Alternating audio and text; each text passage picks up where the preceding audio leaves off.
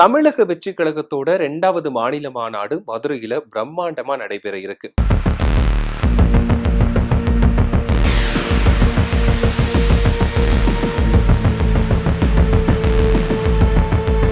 இதுக்கான ஏற்பாடுகளுமே தீவிரமா நடந்துட்டு வருது.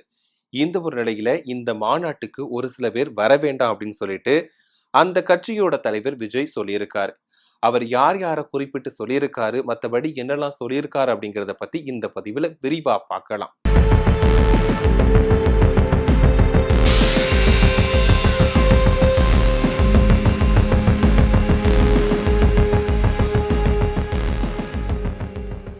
நடிகர் விஜய் கடந்த 2024 பிப்ரவரி 2ஆம் தேதி தமிழக வெற்றி கழகம் அப்படின்னு தன்னோட கட்சியை தொடங்கினாரு.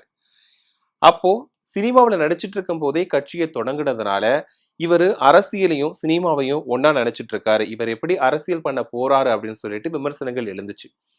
அதுக்கப்புறமா கடந்த 2024 அக்டோபர்ல விக்கிரவாண்டியில தமிழக வெற்றி கழகத்தோட முதல் மாநில மாநாடு நடந்துச்சு. இந்த மாநாடு ரொம்பவே பரபரப்பா பேசப்பட்டுச்சு. ஏன்னா அந்த மாநாட்டுக்கு லட்சக்கணக்கான தொண்டர்கள் போயிருந்தாங்க. அதாவது விஜயோட ரசிகர்கள் மட்டும் இல்லாம தமிழக வெற்றி கழகத்தோட தொண்டர்களுமே போயிருந்தாங்க. இவங்க போனவங்களோட ஓட்டு எல்லாமே விஜய்க்கு அப்படியே விழுந்துருமா அப்படின்னும் கேள்வி எழுந்துச்சு.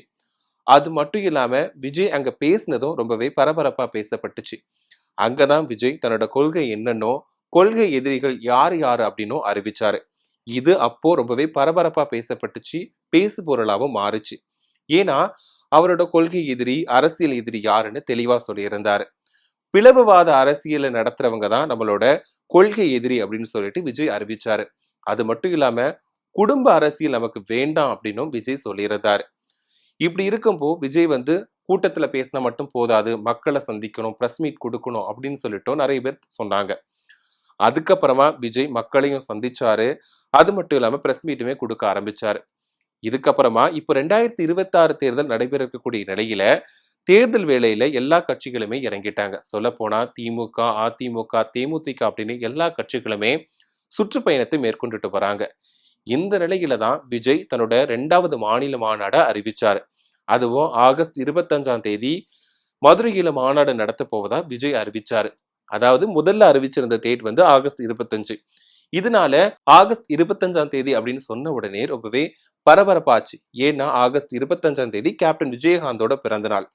அது மட்டும் இல்லாம கேப்டன் விஜயகாந்த் தன்னோட கட்சியை தொடங்குனதுமே மதுரையில தான். அதாவது தேமுதிக அப்படின்ற தன்னோட கட்சியை தொடங்கினதே மதுரையில தான் கேப்டன் தொடங்கி இருந்தாரு. அதனால ரெண்டுக்குமே கனெக்ஷன் இருக்கு. அதனாலதான் விஜய் மதுரையில மாநாடு நடத்துறாரு, ஆகஸ்ட் 25ஆம் தேதி நடத்துறாரு அப்படின்னு பேச்சு எழுந்துச்சு.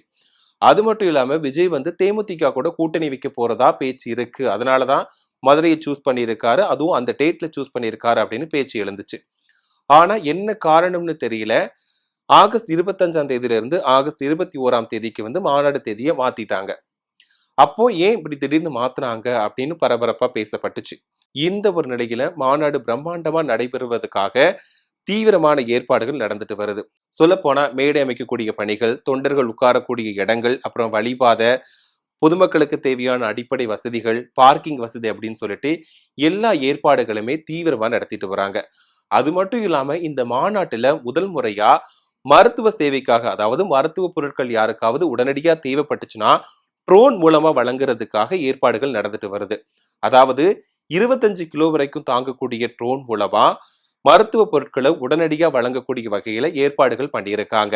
இந்த நிலையில தான் விஜய் ஒரு கடிதத்தை வெளியிட்டிருக்காரு. அதுலதான் இதை நீங்க பண்ணணும், இந்த மாநாட்டுல இந்த விஷயங்கள்லாம் பண்ணணும், இந்த விஷயங்கள்லாம் பண்ணக்கூடாது அப்படின்னு சொல்லிட்டு அறிவுரை வழங்கியிருக்காரு. அதுல மக்களோட மக்களா இணைஞ்சு இருக்கக்கூடிய தமிழக வெற்றி கழகம் மீது மக்கள் வச்சிருக்கக்கூடிய ஆதரவும் அன்பும் இன்னும் சில மாசங்கள்ல நிரூபிக்கப்பட போகுது அப்படின்னு 2026 தேர்தலை சுட்டிக்காட்டி சொல்லியிருக்காரு. அது மட்டும் இல்லாம இந்த மாநாட்டுக்கு கர்ப்பிணி பெண்கள், குழந்தைகள் வச்சிருக்கக்கூடிய பெண்கள், மாற்றுத்திறனாளிகள், பள்ளி மாணவர்கள் யாருமே வர வேண்டாம் அப்படின்னு சொல்லியிருக்காரு. அதாவது இந்த மாநாட்டுக்கு வந்தீங்கன்னா உங்களோட நலன் கருதி தான் சொல்றேன், அதனால இந்த மாநாட்டை நீங்க வீட்டில இருந்தே பாருங்க அப்படின்னு சொல்லிட்டு அறிவுரை வழங்கியிருக்காரு. அது மட்டும் இல்லாம மாநாட்டுக்கு வரும் போதும் போகும் போதும் பாதுகாப்போட இருக்கணும் அப்படின்னு சொல்லியிருக்காரு. அதே மாதிரி 1967, 1977 காலகட்டத்தில் நடந்த தேர்தல்கள் மாதிரி இப்போ நடக்கக்கூடிய தேர்தலுமே மாற்றத்தை கொண்டு போறோம் அப்படின்னு சொல்லியிருக்காரு. தமிழக மக்களை உயிரா போற்றி மதிக்கக்கூடிய விஜய் பத்தி உங்களுக்கு நல்லாவே தெரியும். அந்த அன்புனாலதான் இந்த விஷயங்கள் எல்லாம் நான் உங்ககிட்ட சொல்றேன். அதனால நான் சொல்ற கருத்துக்களை கேட்டு நீங்க சேஃப்டியா இருப்பீங்கன்னு நம்புறேன் அப்படின்னு சொல்லியிருக்காரு. அது மட்டும் இல்லாம நம்மளோட இலக்கை அடைகிறதுக்கும் நம்மளோட லட்சியத்தை அடைகிறதுக்கும் இன்னும் சில மாசங்கள் தான் இருக்கு அப்படின்னு சொல்லியிருக்காரு. கடைசியா உங்களுக்காக மதுரை மாநாட்டுல என்னோட இதயத்தை திறந்து கைகளை விரிச்சுக்கிட்டு நான் காத்திருப்பேன் அப்படின்னு சொல்லிட்டு விஜய் சொல்லியிருக்காரு. இப்போ விஜய் இந்த மாநாட்டுல என்னென்ன பேச போறாரு, எதை பத்தி பேச போறாரு, என்னென்ன அறிவிப்புகளை வெளியிட போறாரு அப்படின்னு சொல்லிட்டு பொதுமக்கள் மட்டும் இல்லாம மத்த கட்சியினருமே ரொம்பவே எதிர்பார்த்துக்கிட்டு இருக்காங்கன்னு தான் சொல்லணும். அதே மாதிரி விஜய் என்ன பேச போறாரு அப்படின்னு சொல்லிட்டு ஆகஸ்ட் 21ஆம் தேதி நாம பொறுத்திருந்து தான் பார்க்கணும்.